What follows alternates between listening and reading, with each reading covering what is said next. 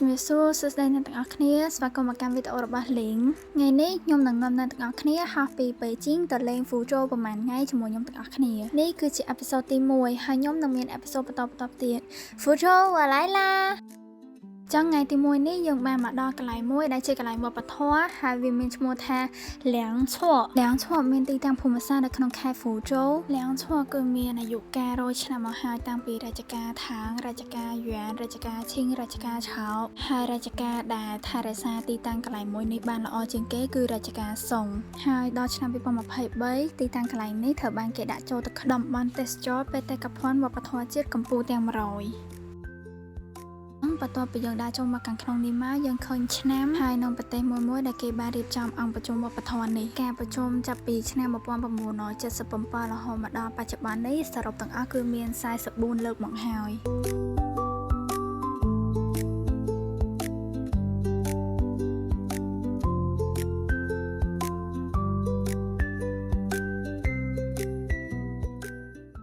ខ្ញុំពិតជាមានអារម្មណ៍ថាមោទនភាពមែនតើដែលឆ្នាំ2013ក៏មានប្រទេសកម្ពុជានៅលើនឹងដែរ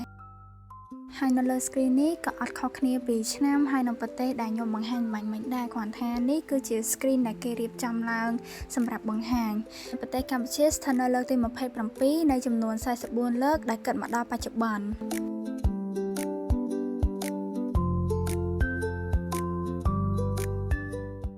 ហើយនៅពីលើ screen នេះគឺមានអក្សរ ហ្វូ ជាច្រើនដែល ហ្វូ នេះគឺបានន័យថាសុភមង្គលឬពរជ័យដែលថៃថយជាង ហ្វូ បានន័យថាពេលដែលងើយឡើងឬបើកភ្នែកឡើងគឺជួបតែសុខជួបតែពរជ័យអក្សរទាំងនេះគឺបង្ហាញពីរជ្ជកាលនិងសម័យខុសៗគ្នានៅខាងក្នុងបែងចែកជាច្រើនបន្ទប់នីមួយបង្ហាញពីប្រវត្តិសាស្ត្រច្រើនបែបច្រើនយ៉ាងនេះគឺជាបន្ទប់ដែលថ្នាក់ដឹកនាំគាត់ចូលមកសញ្ញាទុកជាអនុស្សាវរីយ៍តែអីដែលខ្ញុំចាប់អារម្មណ៍គឺខ្ញុំចាប់អារម្មណ៍តបផ្ទះមួយនេះខ្លាំងមែនតើអ្នកទាំងអស់គ្នាមើលមកគឺប្រណិតបុរាណហើយស្អាតមែនតើ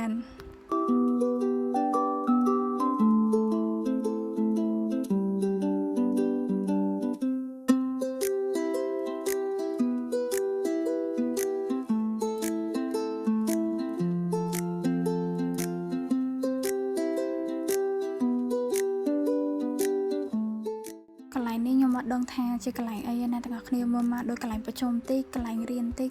ប៉ុន្តែមានរបៀបរៀបរយខ្លាំងមែនតើ